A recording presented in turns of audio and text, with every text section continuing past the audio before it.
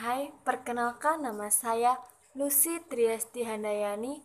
Saya prodi manajemen semester 2.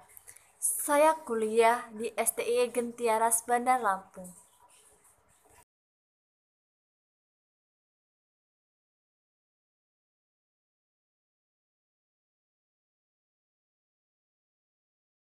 Nah, sekarang saya akan menjelaskan mengenai strategi perubahan memasuki era new normal dengan menggunakan teori POAC atau PDCA. Pasti kalian semua belum tahu kan apa itu teori POAC dan PDCA. Nah, sekarang saya akan membahas yaitu mengenai POAC. P itu berarti kan planning atau perencanaan. Adalah kegiatan yang berkaitan dengan pemilihan alternatif, kebijaksanaan, prosedur, dan program sebagai bentuk usaha untuk mencapai tujuan yang ingin dicapai.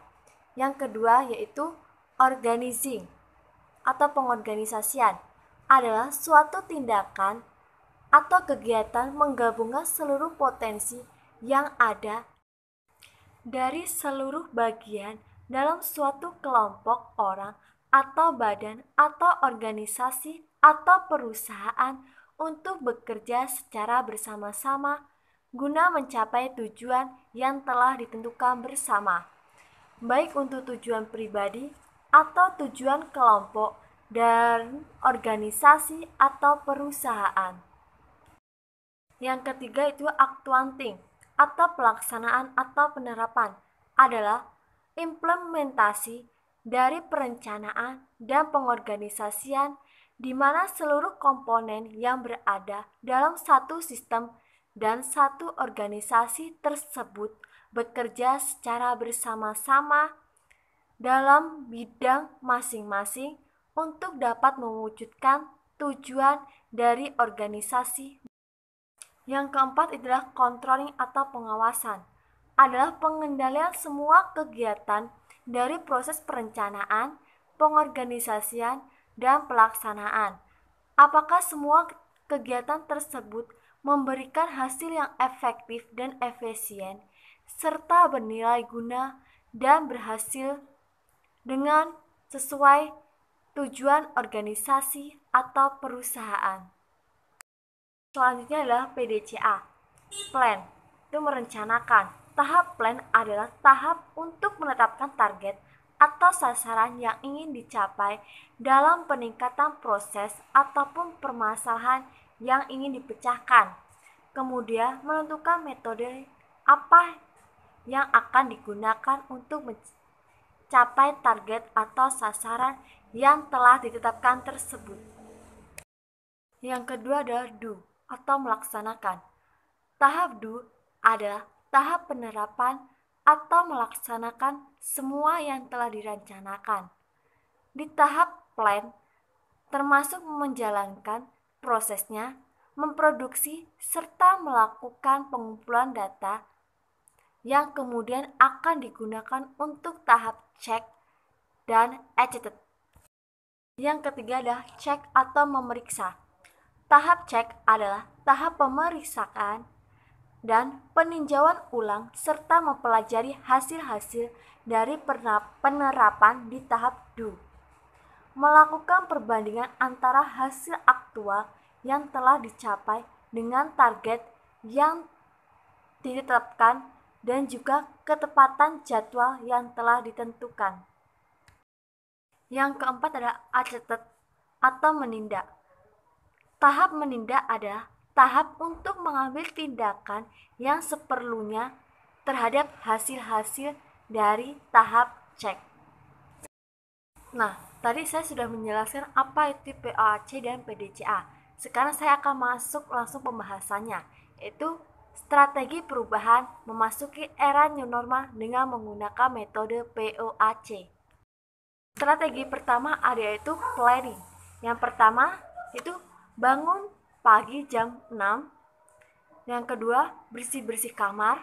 Yang ketiga, masuk kuliah jam setengah 8.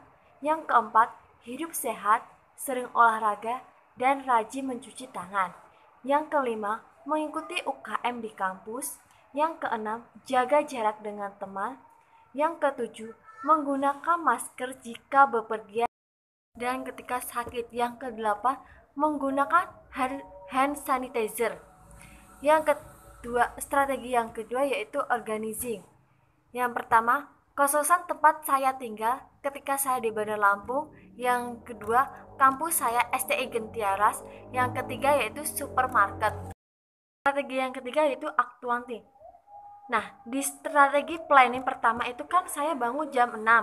Berarti saya harus tidur lebih awal dan saya menghidupkan alarm. Yang kedua, bersih-bersih kamar itu harus didasarkan dengan niat dan rajin supaya nyaman dan bersih di kamar kita. Yang ketiga itu mengikuti perkuliahan itu dengan tekun dan niat. Tapi ada juga kendalanya, seperti sakit. Tindakannya harus memakan makanan yang bergizi, minum air secukupnya, rajin berolahraga, rajin mencuci tangan, dan jangan terlalu capek. Tindakan yang keempat yaitu mengumpulkan niat dari hati untuk mengikuti UKM di kampus, karena UKM adalah suatu tempat untuk meningkatkan kualitas diri saya. Yang kelima, dikarenakan masa COVID-19 ini belum berakhir sampai sekarang, maka saya harus menjaga diri dan juga tidak berkumpul dengan teman. Dan saya juga memberitahu kepada teman agar tidak berkumpul untuk mengurangi dan mencegah penularan COVID-19. Yang keenam, yaitu biasanya saya pergi keluar itu untuk membeli. Yang keenam, biasanya saya pergi keluar untuk membeli sayuran dan makanan ringan untuk stok di kos. Untuk itu saya menggunakan masker. Dan ketika saya sakit, saya harus meminum vitamin dan obat. Yang terakhir, selain masker, hand sanitizer itu sangat penting dan bisa dibeli di Indomaret. Strategi yang keempat adalah controlling. Yang pertama, saya harus memotivasi diri agar maju, bertumbuh, dan berkembang. Yang kedua, menghilangkan pemikiran negatif, karena pemikiran negatif bisa menghambat tujuan tersebut. Yang ketiga, yaitu selalu percaya, hasil tidak akan mengkhianati proses, karena jika kita percaya, Tuhan pasti akan memberikan jalan yang mudah untuk kita. Sekian yang dapat saya sampaikan. Semoga ini bisa bermanfaat untuk kita semua.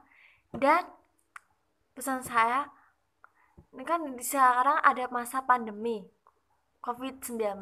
Maka dari itu saya mohon dengan sangat, semoga kita semua tidak berkumpul dan tetap menjaga kesehatan dan juga melaksanakan protokol. Terima kasih.